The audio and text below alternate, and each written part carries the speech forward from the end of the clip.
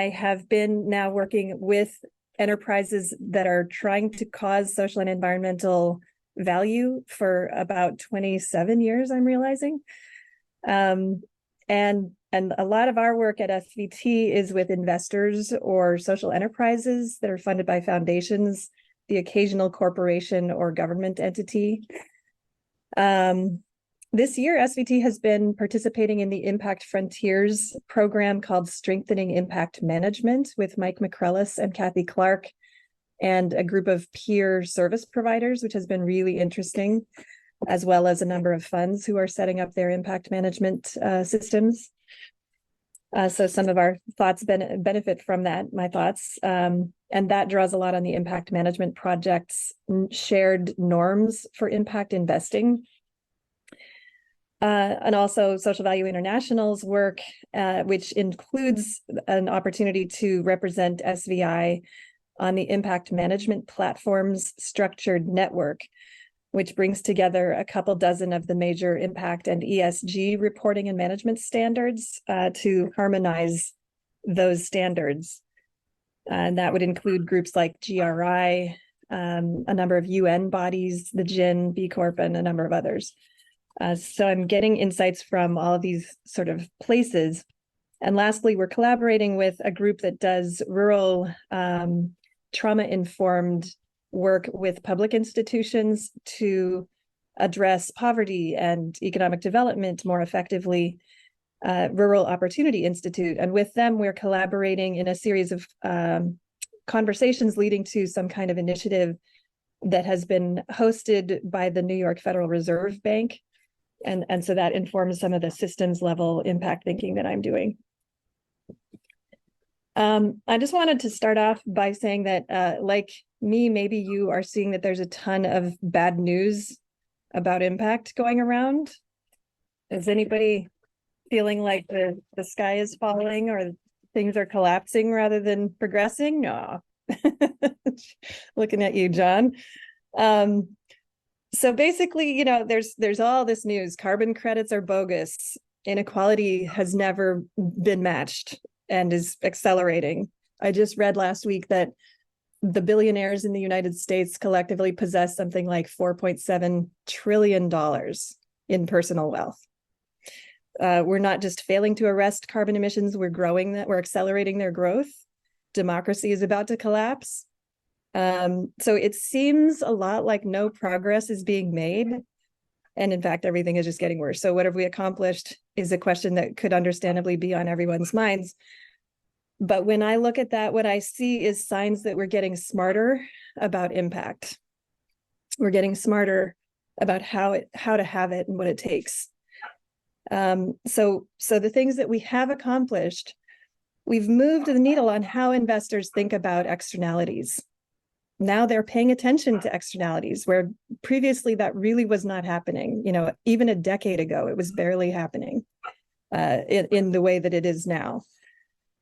A lot of investors know the definition of impact and how you measure your effect on other parties than the parties to the transaction.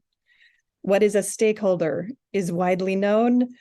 How to distinguish between inputs, activities, outputs, outcomes, and actually the impact that was caused by your intervention. Those things are widely understood now as useful concepts that you can work with and measure with.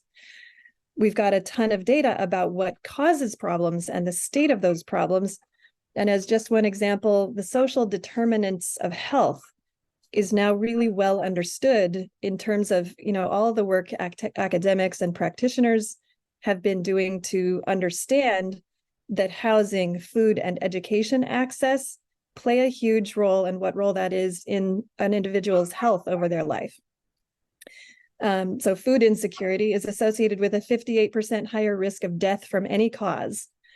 And as we begin to tie these things together and coordinate a better way of working together to see how this is true and how we can act on these systems, we're seeing now that even the White House has written up a playbook that was just launched for how to address those social determinants of health with greater effect. The SDGs, the Sustainable Development Goals, not only exist, as the Millennium Development Goals did before them, but they are widely known. And that's new. That was not the case in the Millennium Development Goals, but the SDGs are really widely known. Corporations are engaging with them. There are maps of sectors, industry sectors that relate and how they act on the SDGs globally. There's SDG impact management standards for how businesses and others can integrate an awareness of their actions, how they affect SDGs, and continue to improve their effects on them and disclose that in a systematic way. And just last week, Bloomberg announced that it has integrated the SDGs and the United Nations framework to assess potential company impact on the Sustainable Development Goals into its data set of 50,000 publicly listed companies, and that's now accessible on their platform. And the planet's life support systems are being understood as such and mapped out, along with how much damage we're doing to them. This is a necessary foundation that we can use to gauge our progress to acting smarter and using our resources to solve these kinds of problems. It would not be possible with our global economic system, with its huge complexity, to get anywhere in terms of impact if we didn't have this baseline foundation. And it's taken a long time to bring it online, but it is coming online. So, a few headline comments, and then we can get into some more guided questions. We are well into the era of big impact data. AI and impact management are converging. Impact management and ESG are converging, meaning that, ESG was just asking, how do environmental and social factors impinge on the company's financial prospects? But impact management is asking, what's the company's effect on people's well-being and the environment? So those two questions are converging as a real kind of conceptual turning point that I think might even be later thought of as a new epoch, which is our awareness in terms of our economic system of the fact that value for the owners or value for the parties to the transactions is not the only value that matters. In fact, people's well-being is what matters, and the economic system needs to support that rather than the other way around, which is what has been happening based on the design of how we account for the value. So as we turn away from it's just about making money to it's about creating value for people in the sense of their well-being and in the sense of environmental sustainability and value, we're going to see this transformation of the system, and it's going to take centuries, I think. But we're just at the cusp of that shift conceptually, and we're starting to grapple with what it means that it's about creating value for all the parties who are affected, not just for the owners of the capital. But let's harness market forces to make that possible. Market forces alone are not going to do it, though. So another couple comments. The regulatory infrastructure is coming online to support disclosure of sustainability-related impact and risk.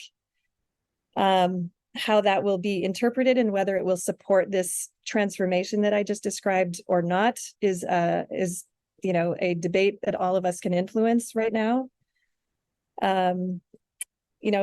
There are signs of the bar getting raised all around. So, for example, the core carbon principles have just been written to help ensure higher quality carbon credits so that we can trust that. And I would say that lived experience, so you don't have to only have certain academic credentials or certain affiliations with big four consulting firms or something like that to be seen as credible. Actually, in order to really create social and environmental impact that is sustainable, lived experience is also necessary, and that's being more recognized. And lastly, awareness of our own emotional state is emerging for me, and I think we will see this converging into impact management.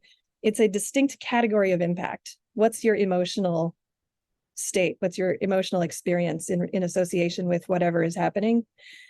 And I think understanding it and being able to work with it is probably going to become one of the most important skills for impact management professionals.